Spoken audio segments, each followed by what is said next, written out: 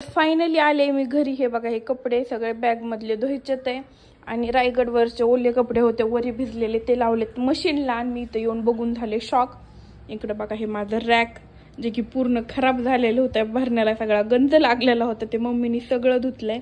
त्याच्यानंतर इकडे हे डबे पूर्ण मला तर ओळखायला ते ना, ते नवे डबे आणलेत का जुने येतं कुठं होते, तर हे पूर्ण इथं डबे वगैरे लावून ठेवले. त्या भरण्यामध्ये एवढं सगळं खराब झालेलं होतं सामान वगैरे, ते सगळं तिने काढून व्यवस्थित करून भरण्या चकाचक घासून, हे सगळे डबे घासून, हे वरचे सगळे भांडे घासून, हा ट्रे तर कुठं होता मला माहिती पण नाही, सगळं व्यवस्थित ठेवले. आणि जे कामाचं नाही ते तिकडं पलीकडं लावलंय, पलीकडलं पण सगळं स्वच्छ केलंय, धुतलंय सगळे. तिकडं ते पूर्ण होता का तो एरिया, मी तिकडं 7-8 महिन्यापासून ते तिकडल्या एरियात गेलेच नव्हते.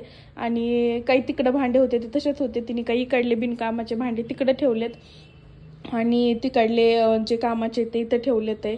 हे सगळे भांडे वगैरे घासून, सगळं रूम वगैरे घासून धुवून, हे का बघा खाली हे खालची फरशी घासायची राहिली आहे, हे पूर्ण तिने साफ केलंय, डबल नवे हे लावले.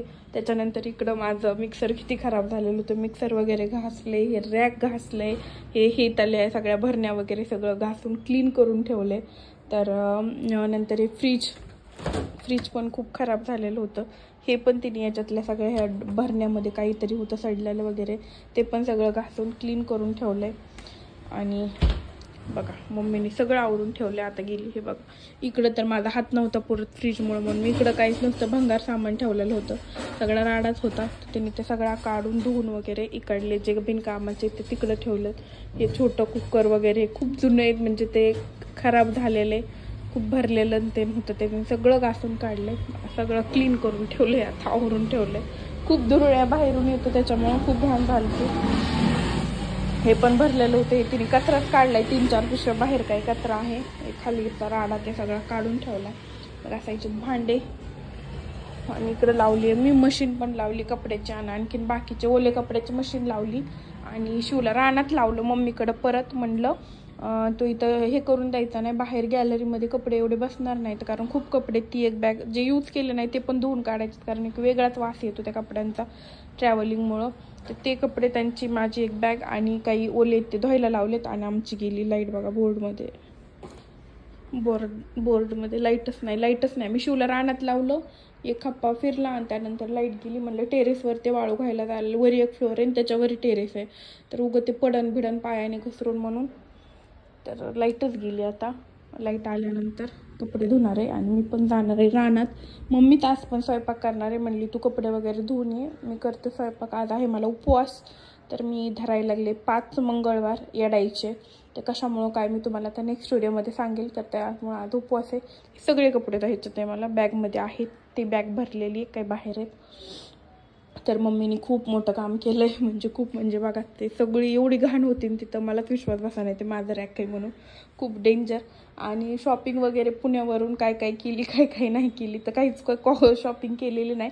फक्त ना मला एक शॅम्पू आणि कंडिशनर आणलं मॉलमधून, बाकी काहीच घेतलं नाही, कारण माझा ना स्कार्फ खूप, म्हणजे काय म्हणतात त्याला, डोक्याचा जो पृष्ठभाग आहे स्कार्फ तेच, तर ते ना खूप खाजवते आणि कोंडा झालाय, तर त्याच्यामुळं ते अँटी डॅन्ड्रफ आहे वाटतं, आणि ते इचिंग वगैरे कमी होते. असा शॅम्पू आणलाय आणि त्याच्यासोबत एक कंडिशनर आणले. बाकी मॉलमधून काही कपडे आणले नाही, काहीच नाही. मी आहे अशी गेले असे आले.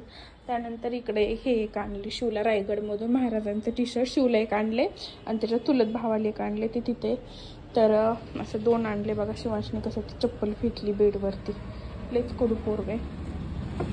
आणि एक जुता एक आणल्या, म्हणजे मला चप्पल आणली, माझी ती पहिलीची चप्पल होती का ती खराब झाली होती, म्हणून तिला चालताच येत नव्हतं, 2 दिवस बळत चालले, तर ती एक आणली. बाकी काही नाही, शॉपिंग वगैरे केली आहे, असं आलोत. कारण एक लहान लेकराचा ड्रेस असतो का लहान लेकराचा, तर तो असायचा 1000, 1200, 1500. शिवांशला त्यातली बबलची गन घ्यायची होती, तिची प्राईस होती अक्षरशः 2000 रुपये. गन बबल उडवायची, जे की आपल्या इकडं जत्रेमध्ये वगैरे येते 200 ते 300 रुपये म्हणून. आणि कपडे तर मला इकडं गावाकडे घालण्यासारखे नव्हतेच, आणि प्राईस रेंज तर डेंजर होती, 1000 2000 2000च्या पुढंच होती, त्याच्यामुळे काहीच आणलं नाही. म्हणलं नको, आपल्या गावाकडे गेलेलंच तेच घेतलेलं बरं.